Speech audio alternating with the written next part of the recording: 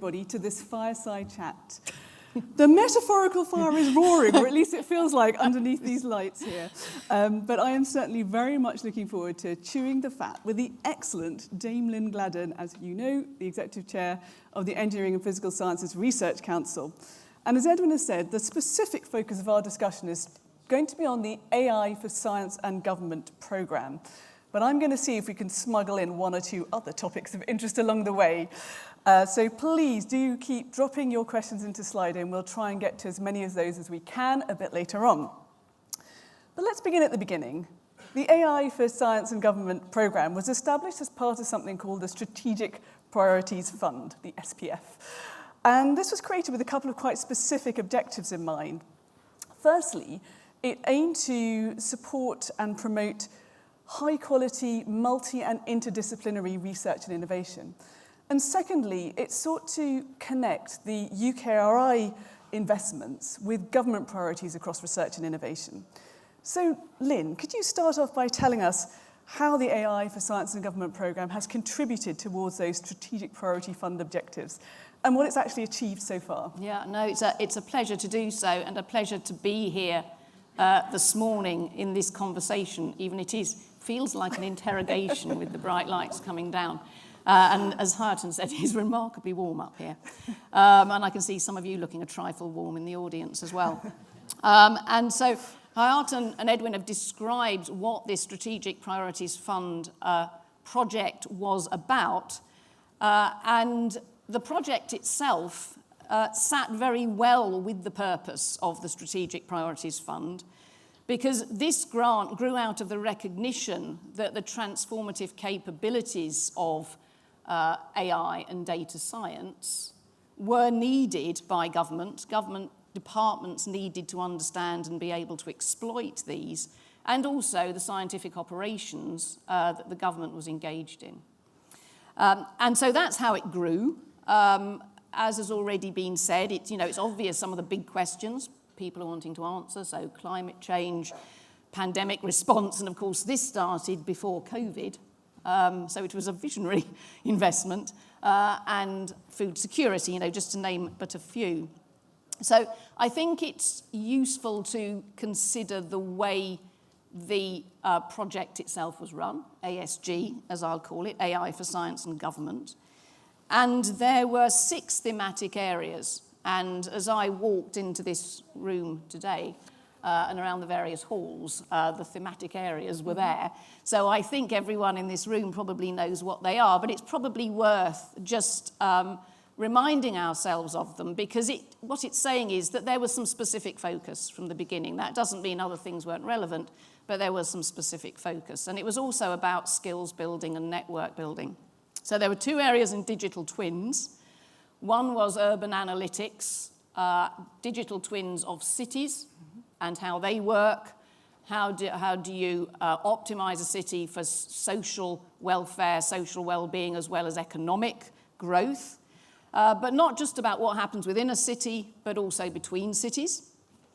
And the other part of digital twins was something probably closer to my research heart, was in complex systems engineering. So how can you use the digital twin capability? And what I think of digital twins as real-time modeling with predictive capability here.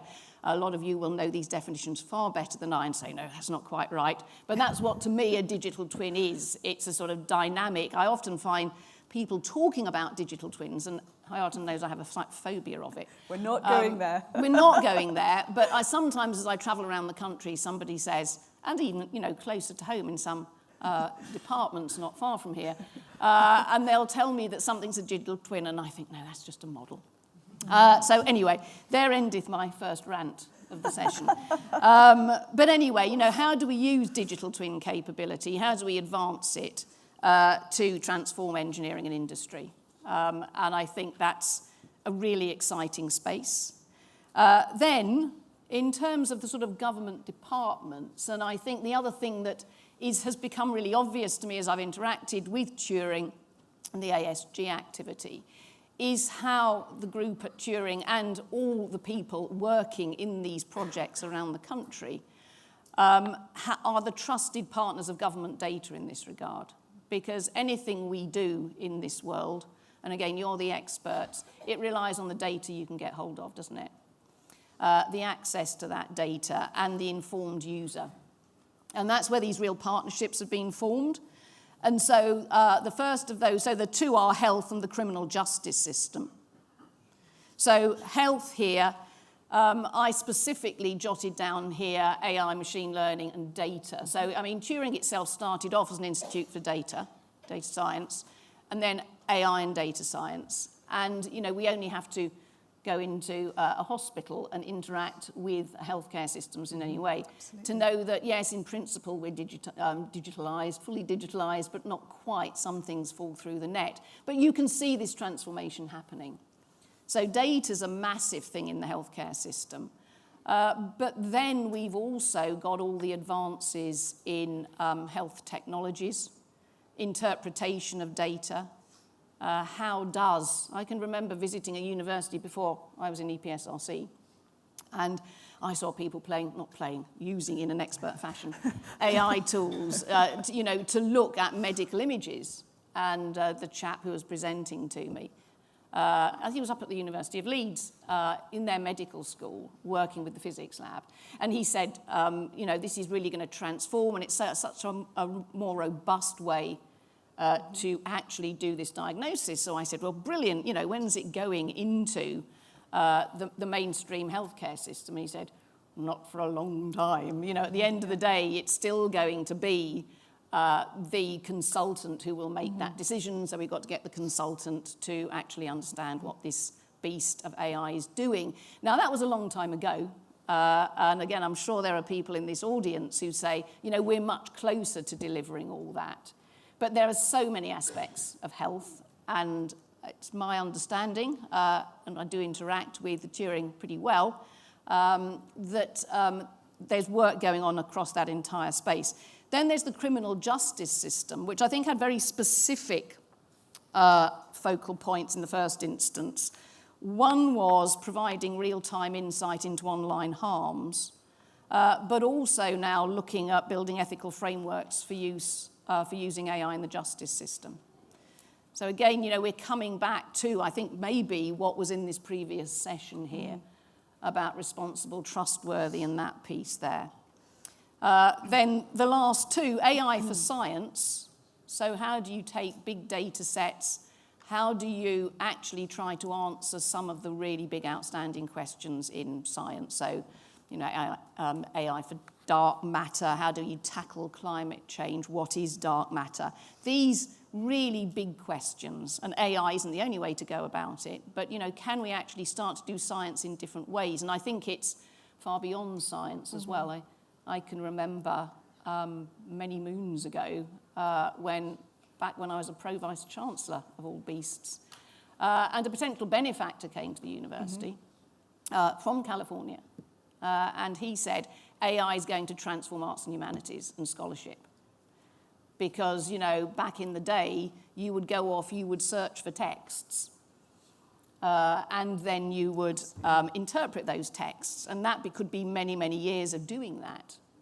And as we move into this AI and data era, that type of scholarship begins to change. Absolutely. And so this is far bigger. I think the tools we're developing here are far bigger just in terms of what we might think of as science. Yeah, and we're beginning to use the Paul Nurse definition of science. But I think it's useful to explicitly say that the transformation of AI in research and learning and knowledge clearly goes way beyond what the base of EPSRC and engineering and physical sciences. And I'm probably speking too long here. Well, Lynn, I'm going to come in here. She's going to stop I'm going to walk away from the digital twin mention that we did, skirted around, because we've got form on this and we should behave ourselves. And we've behaved. I've stopped. Behaved ourselves. Please don't ask a question on digital twins. But actually, everything. And Mark G does them properly. Okay. But actually, all the things you're talking about as societal challenges, policy challenges, government challenges, those all exist. So, AI for science government was a very timely intervention. But these challenges that we sought to address haven't diminished. If anything, both the need and the technological tools are developing at quite a pace. So coming towards the end of ASG, where do you think we are now, and what are those key challenges for the next stage of AI research and innovation? Well, you're right. They definitely haven't disappeared. I think one of the things, and we're not going to talk at length about funding, I don't think, but one of the big challenges, I've just left a meeting with George Freeman, somewhat scared to have left a meeting with George Freeman. So my colleagues in the rest of UK I still have another 2 hours with him. And I said, nope, I've got to go over to AI UK. So Lord knows what they'll stitch me up for while I realise this is filmed, isn't it? That was a mistake, right? My colleagues are brilliant, right? And I trust them implicitly. That was a blooper one. Yes, but he was talking about, in general, where were the things that each of the executive chairs in the UK worried about. And I said it's the stability of funding and it's the long-term funding. So you were saying here that there are areas in which, none of these stop now. Yeah. They need to continue. And how do we go about doing that? And so there are various funding streams we use to do that. And what we lack is, I was going to touch on this maybe towards the end more, but I'm happy to say it now. What I think we really need in AI is a high-level coordinated program with the long-term funding commitment going into it. It is dangerous talk, but I really do think we can do that. We've achieved it in the National Quantum Programme. And in the recent government announcements, that was a commitment of 2.5 billion over 10 years. Yeah. Now, again, where will that money actually come from? Because it'll start straddling governments and spending reviews. But I think it would be great to have more coherence in a UK-wide, including all the international collaborations, and that statement that this is going to be funded in the long term. Because that helps us to plan much better. What we're doing at the moment is looking at, so you'll see the announcement, the technology missions that were announced. Depending on which press release you read, there were they're called transformative technologies, or the technology missions. And they are AI, quantum, and engineering biology. And that's a 250 million investment from government over this spending review period, of which there's just 2 years left now. And obviously this is a conversation with colleagues in UKRI, but we secured half of that for AI.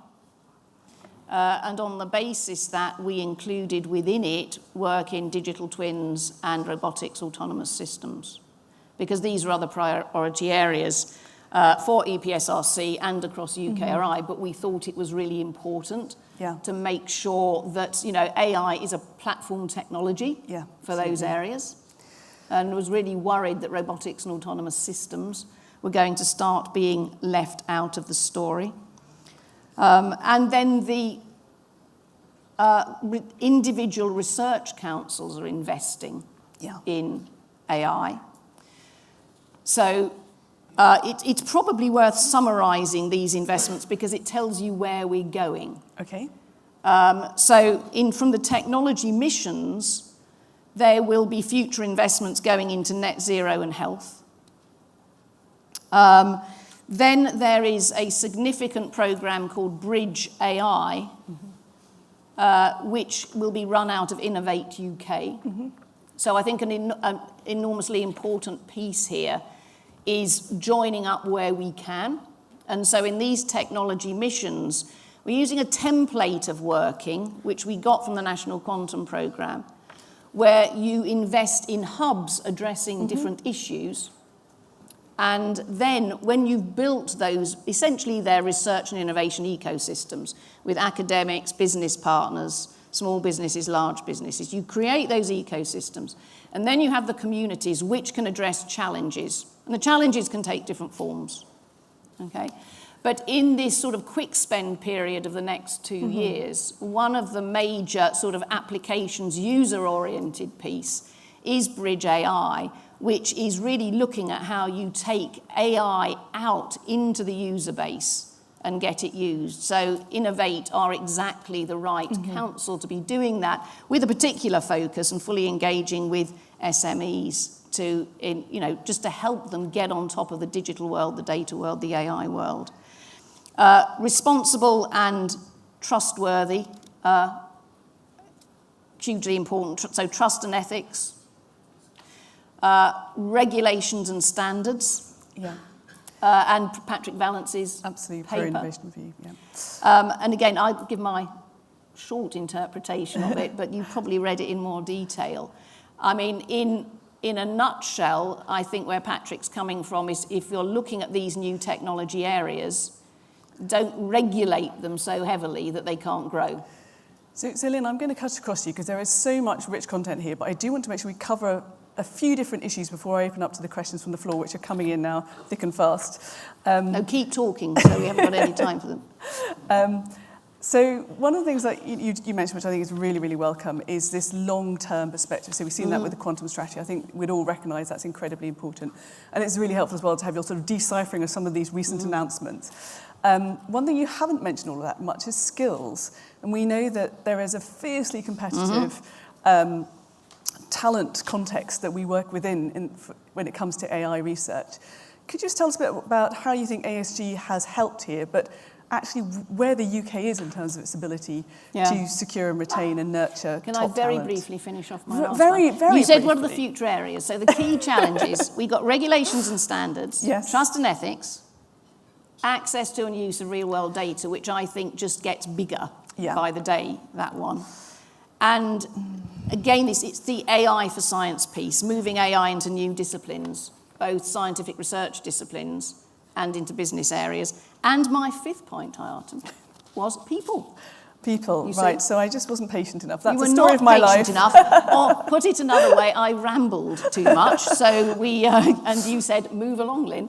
So yes, people, absolutely essential is the people base. So where do you see us in the UK in terms of AI research and innovation talent? So, I mean, I think people often sort of frame it in terms of where are we internationally. I think it's not just an international competition. It's because businesses, the private sector, straddles nations. Absolutely. And I think that's the relationship, particularly this community here needs to say what it needs. I mean, I think that it isn't for a funding agency to decide what the right mechanism is to make people stay in academia or to work in a certain way. And this is a very agile community. You know, it can work anywhere in the world. I think the investments of the world-leading Turing Fellows was, you know, they are flagship awards. They have attracted truly excellent people to come back or to remain in the UK. I think other investments that have come through, just looking at that type of skill base, and there's a lot more to it. It's not just these folk, but we do want to keep and attract the best and the brightest. So I think the announcement, is it the Manchester Turing Prize? That's right, Yes. Manchester Prize. The Manchester Prize, which is £1 million per year, and it will be awarded for 10 years.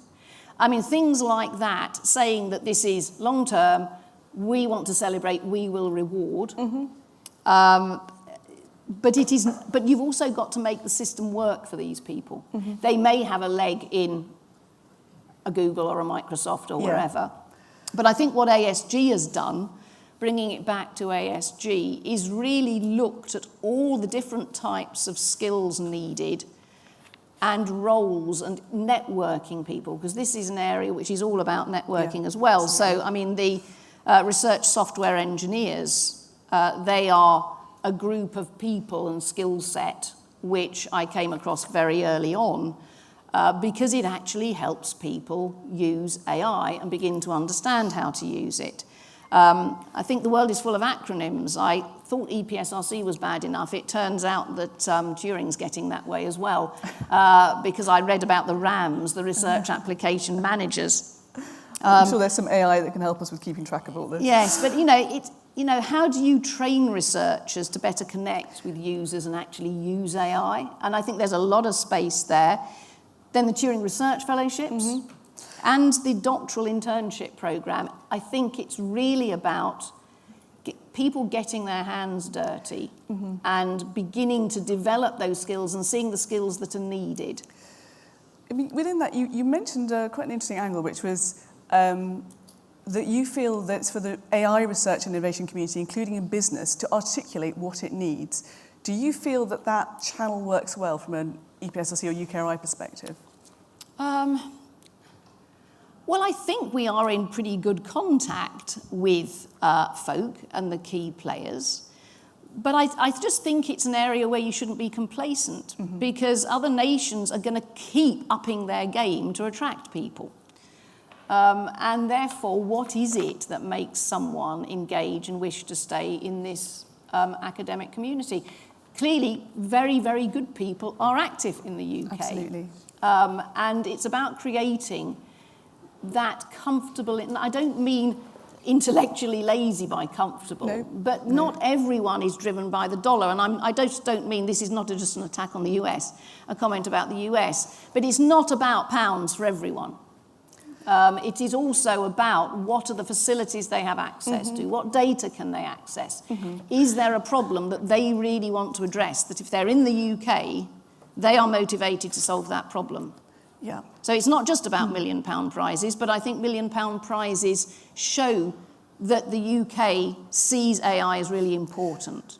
But I think a lot of people in science, not just AI, but really want, if they've got skills, they really want to go out and make a difference. Well, we've got an amazing opportunity to tap into the audience here, and hopefully that's one of the things that come out of the conference, is actually, set some current timely messaging that we can feed back into the system. But I'm going to start picking up questions that are coming through here because there are lots of them and there are excellent questions. So I'm going to start with Josh. And he's asking, how do we help decision makers in government to understand the strengths and weaknesses of different models and that the best model changes over time? I think many of us would recognise this question as being something we have perhaps encountered. Yes. Lynn, any thoughts on what more we can do beyond what we're doing today? And of course, this is not helped by the fact, and we're all like it to some extent, you understand something at some point, and then you forget that in a rapidly moving world, that has changed. And of course, then when you're working in a government world, one of the things that I recognise is how rapidly post holders change. And so it's this constant engagement. So I think long-term partnerships help. I think that what Patrick Vallance did as GCSA was really, really helpful in raising the profile of science. So the chief science advisors in each of the government departments that had any relevance to science were given a budget. And, they are expected to be that interface and then educate their departments internally. And hopefully the creation of DSIT and the shifts in the machinery of government, again, strengthen that cross-government capability. Yes, I think, from a practical point of view, it's a really positive thing, to bring the part of DCMS, which was the digital piece, across into the non-net zero part of BAYS and create DSIT. One thing that, now this is a bit of a pointless comment because I've forgotten the name of the person. It's very helpful to man the beast, is it? But at our last EPSRC council meeting, we decided that one of the things that we would find really helpful was to engage with the research fellow community.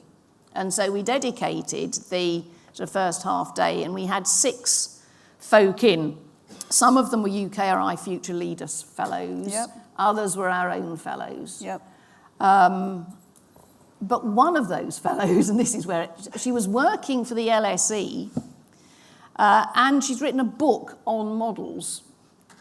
Excellent. And it was really looking at almost the abuse of models, the interpretation of models, and how one has to get on top of being able to compare models and draw conclusions from them. So not exactly on message to what you're saying, but it was interesting that somebody had got to grips with this and saw this as really important if you were basing policy on it. I'm sure somebody knows who that person is and can drop it into the chat for those of us who don't. It could have been muzzled in something or other, but let's not worry about it. But actually, I think that wider, exposure of those, the people who really understand models to the people who need to understand how to utilise the information from them, that is a space that we all need to contribute to. And it'd be interesting to see if there's a national technology advisor appointed. And knowing the limitations of models. Yes, indeed.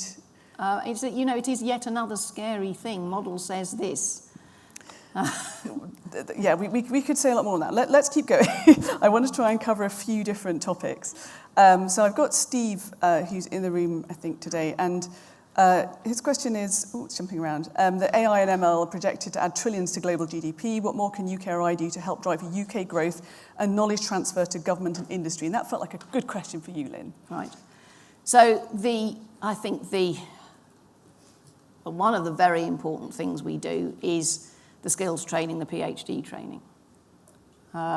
So in all of these emerging tech areas, that pipeline and availability of studentships to train people, as well as, and the Office for AI put out master's conversion courses in AI as well. So this is not just about PhDs. But I think the old style view of what a PhD studentship is, and I expect nobody in this audience actually has the old style view of what a PhD studentship is. But, there is a perception that you go do a PhD and you're training for a world of scholarship. Mm-hmm. And, the EPSRC student base has never looked like this. Mm-hmm. Way in excess of 50% of our students go into work in business. And so the really helpful thing that has happened is government funding a dedicated pipeline of studentships for AI centres for doctoral training. Now, what we're able to put out this time is less than we had before. And these are run across UKRI. Mm-hmm. So this is not about just EPSRC thinking engineering, physical sciences. These are centres for doctoral training, which will be collaborations between councils, maybe something sort of more wholly in the space of BBSRC or something like that. So I think that is essential, because then, depending on the nature of that training, so, Centre for Doctoral Training will have very significant business engagement and different types of business engagement. And so you're getting the academic advance, you're getting the skill set, but you're also understanding the user. And I think that was very much a characteristic. I'm sure my colleagues who I see in the audience will shout at me later if I misrepresent this. But, it's a characteristic of our CDTs. We're expecting that interaction with the user base. Mm-hmm. And I think that's the main contribution that we can take, and giving flexible, well-funded fellowships as well. Okay, thank you. Another question that seems relevant to UKRI in particular, and your part of it, as it were. How do you prevent innovation hubs or individual projects from working in silos and only focusing on their specific segments? You talked about AI as a platform technology, and it's a particular challenge, isn't it, when the range of applications is so incredibly broad? Yeah. So I think, again, you might think, Lynn, cloud cuckoo land, and feel free to say cloud cuckoo land, and people in the audience may say, well, it doesn't work like that. But again, drawing on what we've done with the quantum tech ecosystems, 4 hubs, so 4 ecosystems, focusing on different types of quantum tech application space, but still all needing to advance quantum science and quantum technology basics. Mm-hmm. I have detected, when I go around those hubs and when I meet them at things like the Quantum Tech Showcase, I have not detected any silos. I think that the old style fiefdoms that one used to see in the academic world, the current generation of really dynamic researchers, you see it in startups. In the startup community, people don't silo themselves off. Even if they're potentially competitors, they interact with one another. And that's certainly what I see in that sort of early mid-career. And I'm not saying the more established folk either.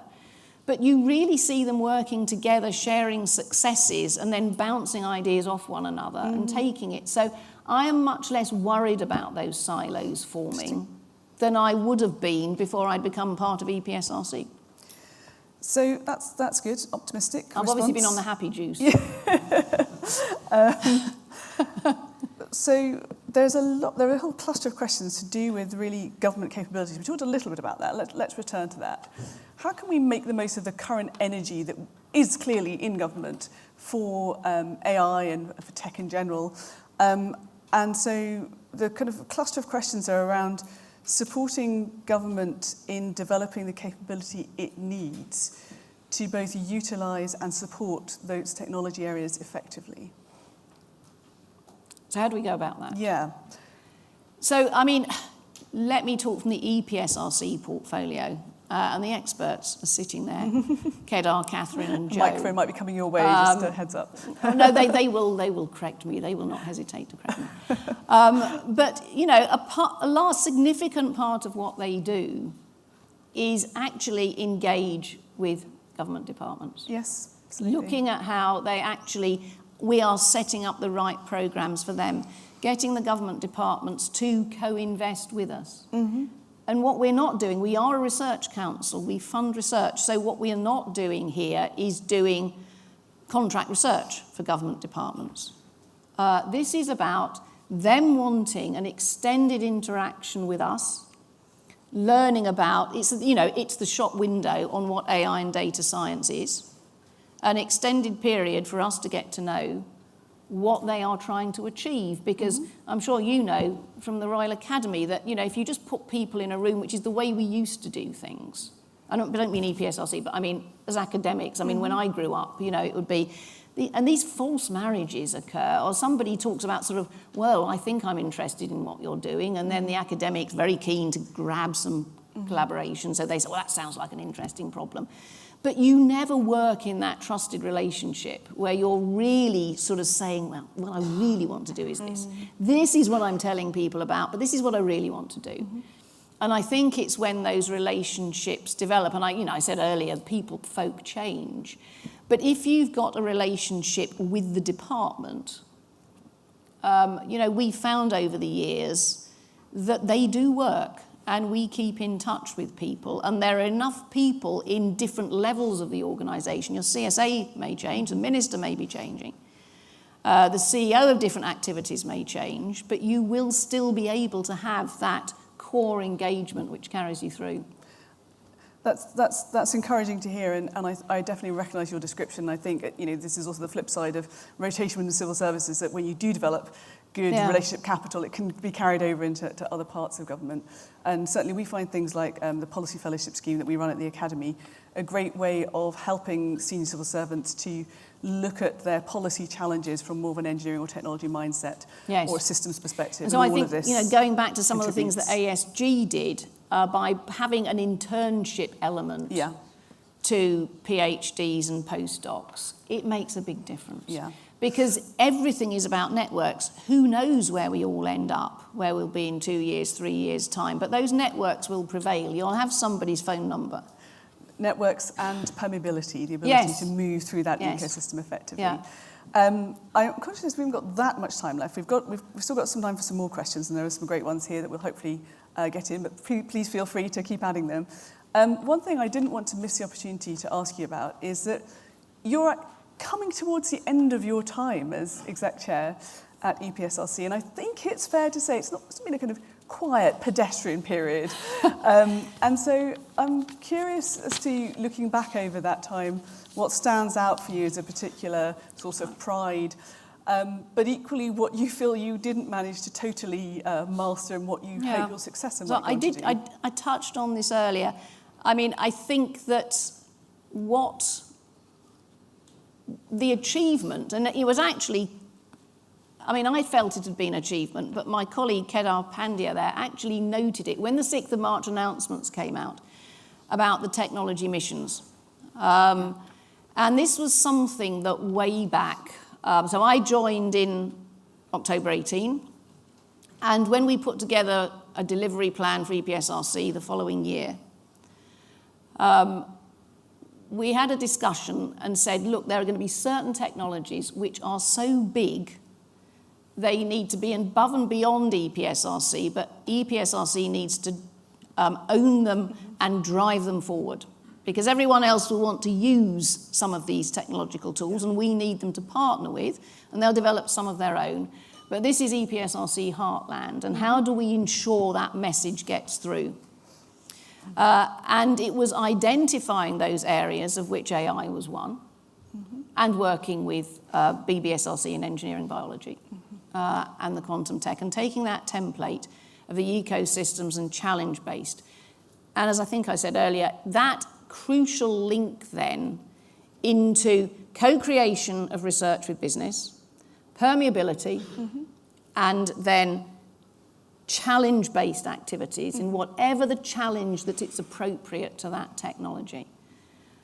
So that's what you're proud of. That's what I'm proud of. What didn't I do? What didn't I do?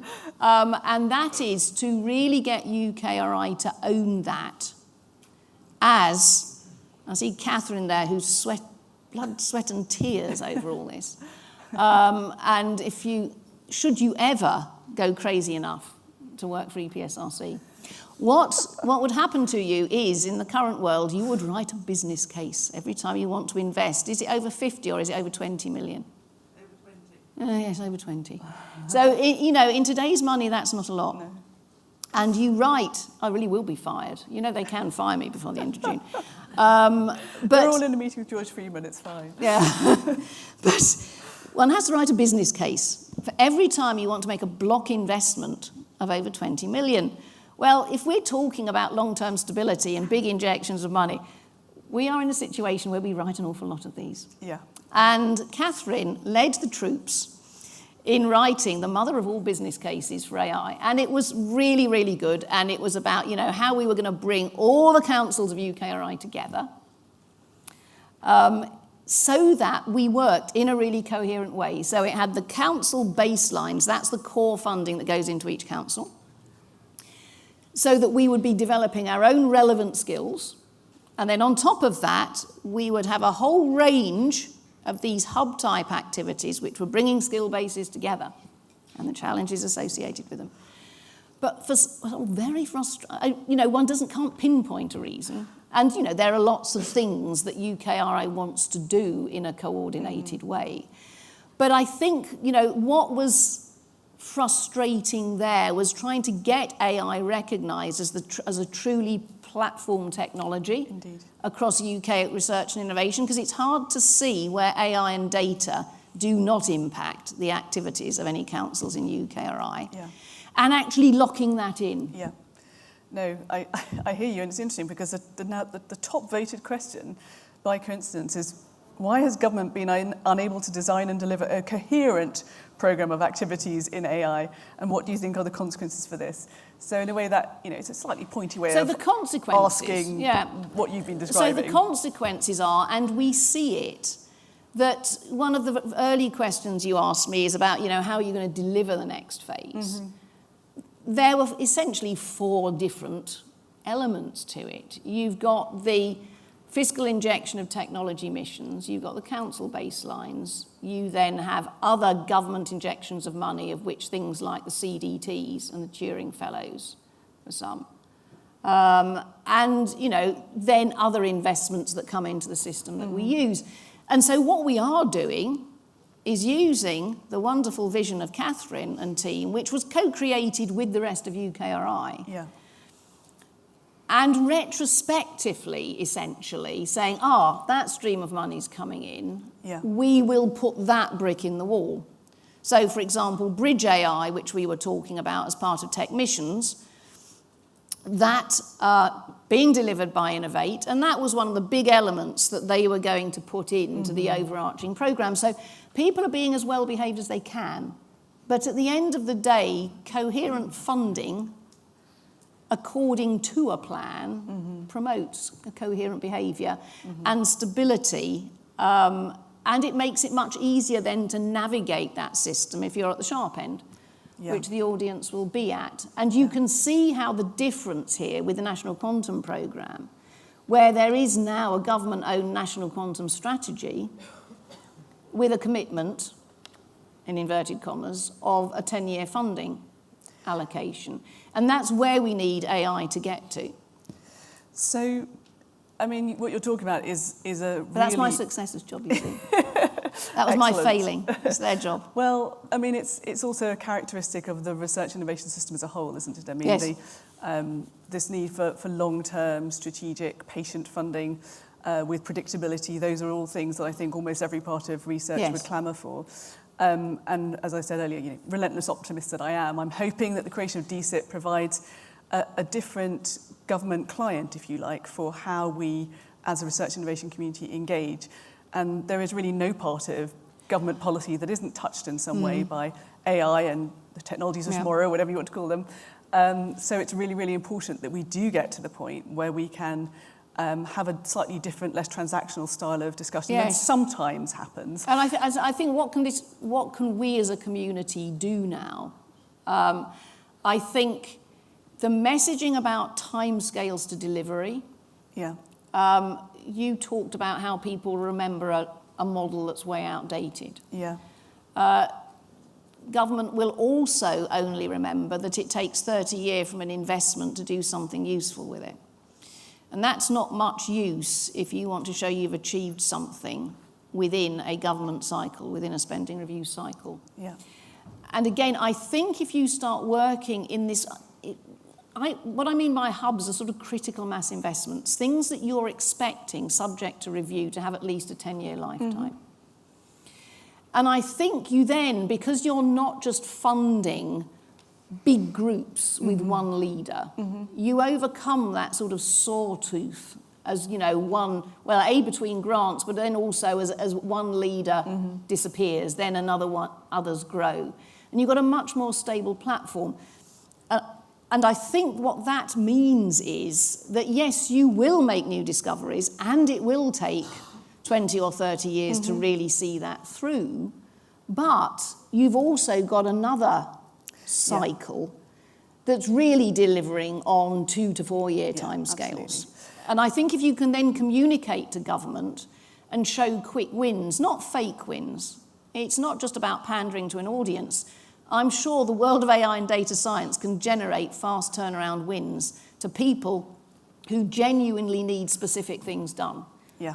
That you may be able to do it better in 5 years' time and in 10 years' time, but you have got those quick wins, but also be making clear that you still need that continued investment, that there's a long way to go. Computing architectures will change, opportunities will change. Absolutely. Now, I wanted to squeeze in 1 or 2 quick questions for you, Lynn. So earlier on, you mentioned the importance of the quality, the integrity, diversity of data that we're utilising. There's a question here on what's being done to improve open access to data sets for industry use and testing. Is that something EPSLC has had any involvement with? I am not sure. I will defer. Shout if you wish to speak, colleagues. Is there a microphone? But I am not aware of that. So this is industry accessing data. That's what the question was. But if you'd like to answer a different related question. And data from where? Government. It just says, why don't you, if you've got anything to say on that topic you think is relevant to the audience, share it, and otherwise we'll park it. Yeah, I think, so the government data, I think that there are government data that for trusted partners and long-term collaborators, and we've all been there, they will let you have access to data, but you may, you'll be signing a load of papers, but there'll be other data which you really can't, you can't release. So I think we're a long way off of just, making open access. Yeah. Some of the really sensitive data sets which would move the dial. Well, it's a huge question, and probably I'm asking the wrong person. So let's. You are asking the wrong person. Let's park that because I'm warbling. And I'll ask you another question that may not be particularly in your bailiwick, but this is looking good, isn't it? See what you say. This is one of the most popular questions. I feel a certain obligation to reflect the audience demand. Human decisions are flawed. We can definitely verify that. Yes. Is it acceptable for high-hazard AI to be flawed in its decision-making? Go on. I think as long as the user knows the risk of using it, I think any insight that one can get is worth having. So that would be my reaction to it. But again, it's a bit like knowing the limitations of a model. Yeah. If you look at something and you think, well, that's a wacky outcome, I never thought that would happen, well, you've got to know that you can trust. And I mean, it comes back to this trust framework, doesn't it? How do you trust it? And also, how can you get a sort of societal mandate? How do you gauge the appetite, which of course varies hugely depending on whether it's a human. I mean, or human risk appetite exactly. is very low. Because I remember interacting with a guy called David Spiegelhalter. Yes, You probably absolutely. know David. Yep. And I can remember him giving lectures in various fora, Royal Academy, Royal Society back in Cambridge, about risk. And, you know, it's a very interesting topic, I would say. It is, and it's a bigger one than we have time to do justice to But right I think now. that one has to have the opportunity to experiment with these. I mean, otherwise we're not going to learn. Well, then you do have, I think, the folk who are developing these tools have a duty to explain the trustworthiness of the outcome. And again, the problem therein lies, they might understand it, but if they then hand it on, and that understanding isn't there. But I'd never say people shouldn't take a risk in doing research. So we're almost out of time. I think Edwin's going to start standing up and waving at me very shortly. Now, we've obviously on this stage had conversations from many AI greats, but I only learnt just very recently that you yourself have a distinguished background as an early giant of programming. So, Lynn, would you like to tell us what you just told me beforehand? I really wish I hadn't said this to Hayaatun. We were having a coffee earlier, and I'd been speaking at the Royal Academy of Engineering a couple of weeks ago, and the person who was introducing me did an excellent job and listed off almost every letter that he could find that could be put after my name. And it was one of those things you sort of stand up and you think, Lord. And I think I said, I'm not going to live up to that, you see. But he missed out one, and it was my Blue Peter badge. And so I'm old. I mean, it's quite easy to get a Blue Peter badge now, isn't it? Because they've got lots of different colours, I think. You can have a green one and so on and so forth. But in my day, this was the day of Biddy Baxter. It was a blue and white one or a gold one. Well, I certainly didn't get a gold one. I got a blue and white one, much treasured, and that was, so my father had got the opportunity to work on one of the first mainframes that had gone into the banking sector. And it was the days of punched cards. Some people won't even know what they were. But, so it was the days of punch cards, which somewhat dates me. And anyway, I went up there one Saturday morning, because he used to have to work on a Saturday morning. And I said, could I do something? And a sort of look of horror on his face, like, no, stay away from this. Because I would have been about 10, I don't know, something like that. Anyway, he said, well, I can teach you binary programming on a punch card. And so what I did was I wrote a very fine program, and it printed out in binary on that sort of very long paper that used to churn through a picture of Snoopy in ones and zeros. So indeed, a giant of early programming. So I think that is really the highest note that we could possibly end on, Lynn. And I was already in awe of your achievements, but now it's in another level. I hope you've enjoyed as much as I have this time with Lynn, who's answered the barrage of questions admirably, generously, and has given us a really good picture of the AI for Science and Government programme, but so much more. And I don't know about you, Lynn, but I feel as if I'm now sort of medium well done. So I was going to say that. I actually feel as if I'm going to flop at any moment. And possibly it is being a woman of a certain age, or possibly it's the lights, who knows. But thank you all very much for joining us, and can we give Lynn a great round of applause?